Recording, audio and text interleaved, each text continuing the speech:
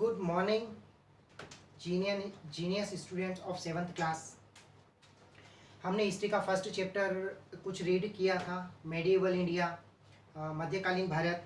उसके कुछ पैराग्राफ्स पढ़े थे हम।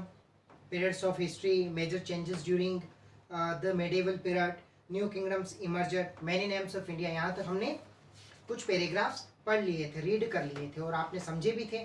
तो नेक्स्ट हम पेज नंबर 6 से स्टार्ट करेंगे। Sources of the period. In source means होता है युग, इन पीरियड्स सोर्स मीन्स होता है स्रोत और पीरियड मीन्स होता है युग। इन पीरियड के, इन युगों के क्या क्या स्रोत रहे, इनको जानने के कैसे पता चला कि ये किस युग के स्रोत हैं, उन स्रोतों से पता चला हमें। तो हम इसके बारे में अब पढ़ेंगे आगे और आपसे रिक्वेस्ट है कि आप अपनी पेन, पेंसिल, रबर, शार्पनर जो भी हो अपने पास लेकर बैठे। रफ कॉपी भी ओपन करके रखें, कोई मीनिंग समझ में नहीं आती है तो वो अंडरलाइन करें। बुक भी ओपन करके रखें। Page number 6, sources of the period. Sources of the period. All historians depend on many sources to reconstruct a history of a particular period. All historians means होता है इतिहासकार। जितने भी इतिहासकार हुए हैं, डिपेंड्स ऑन मेनी सोर्सेस, वो depend है, निर्भर है बहुत सारे स्रोतों पर। टू रिकंस्ट्रक्ट द हिस्ट्री को वापस निर्माण करने के लिए, बनाने के लिए, उसके बारे में जानकारी एकत्रित करने के लिए। History of a particular period एक विशेष युग है। हिस्ट्री जो है ना, एक विशेष युग है। The Indus valley civilization was pieced together from the artifact discovered at various locations. Indus valley civilization, सिंधु घाटी सभ्यता जो है, बस पीस्ड जोड़ती है, टुगेदर फ्रॉम द आर्टिफैक्ट्स, उसके साक्ष्य, डिस्कवर्ड एट वेरियस लोकेशन, उसको साक्ष्य जोड़ते हैं उसके, डिस्कवर्ड वेरियस लोकेशन, बहुत सारी अलग अलग जगहों पर, such as Harappa and Mohenjodaro. उसके ही जैसे सिंधु सभ्यता है वैसे ही हड़प्पा और मोहनजोदारो सभ्यता भी है। But these sources were predominantly archaeological, पर मुख्य रूप से यह सारे स्रोत जो हैं पुरातत्व संबंधी हैं। क्या है ये? पुरातत्व संबंधी हैं।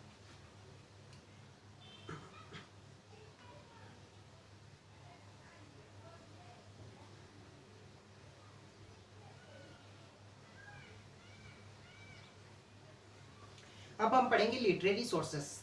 साहित्यिक स्रोत क्या क्या रहे। लिटरेरी सोर्सेस, साहित्यिक स्रोत क्या क्या रहे। लिटरेरी मीन्स होता है साहित्यिक, सोर्स मीन्स स्रोत, साधन। Literary sources are exciting written material. Written मतलब लिखे हुए मटेरियल जो होते हैं, लिखी हुई जो वस्तुएं पाई जाती है उन्हें लिटरेरी सोर्सेस में लेते हैं।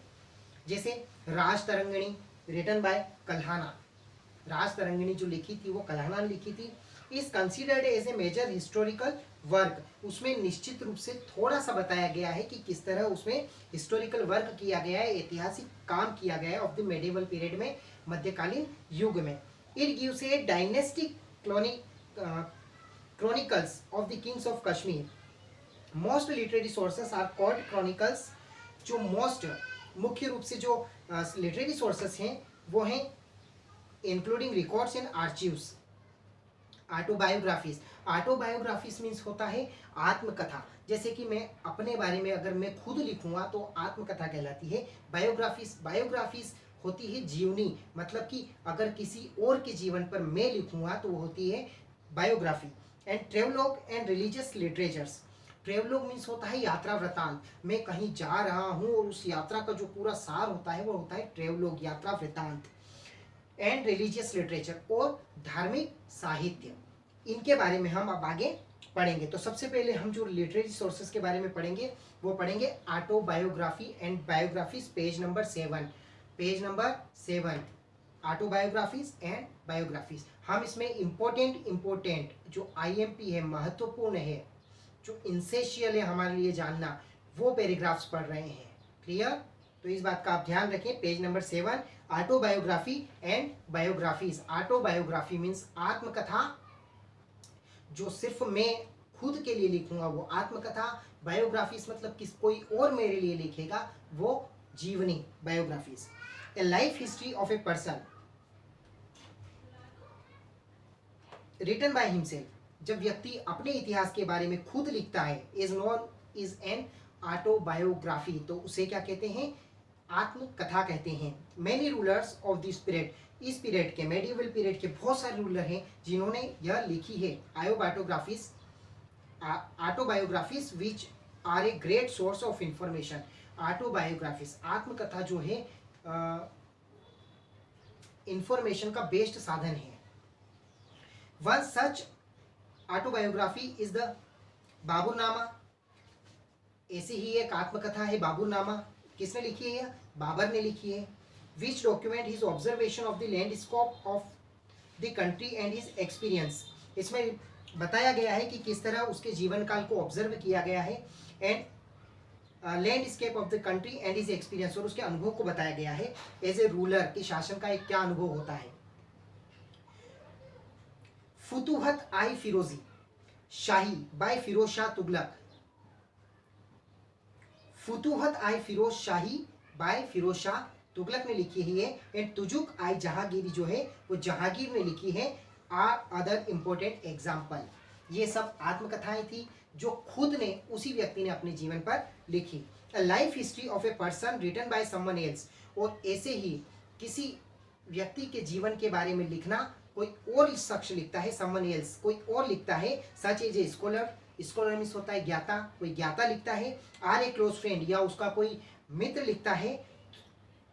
Through personal knowledge is known as a biography, तो उसे हम जीवनी कहते हैं। क्या कहते हैं? बायोग्राफी। बायोग्राफी मीन्स जीवनी।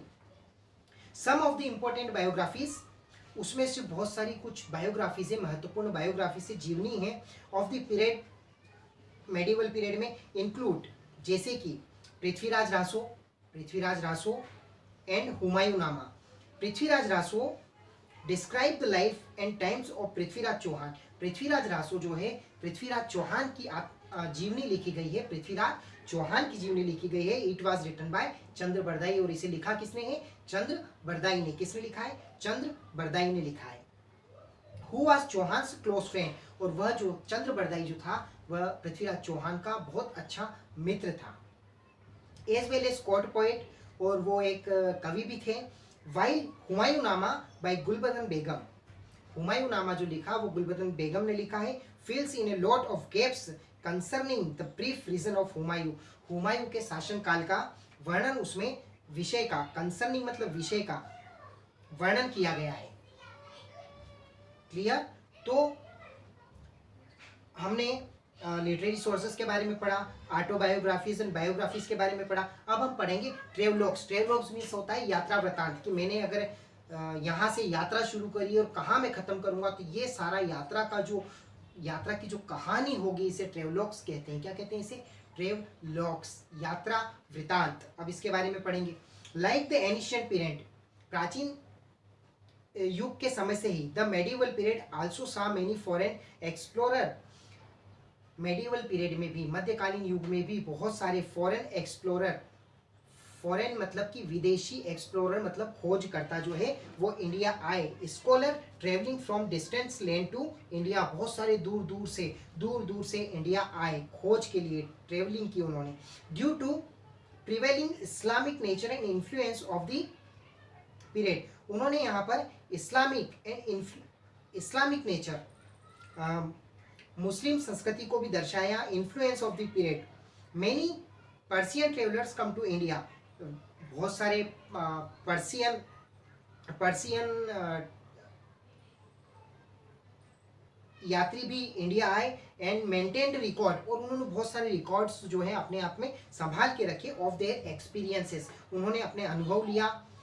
In the beautiful foreign land, और उन्होंने अपने फॉरेन का अनुभव भी दिया। These writings are known as travelogues, और इसी यात्रा वृत्तांत को ट्रेवलॉग्स कहते हैं, यात्रा वृत्तांत कहते हैं।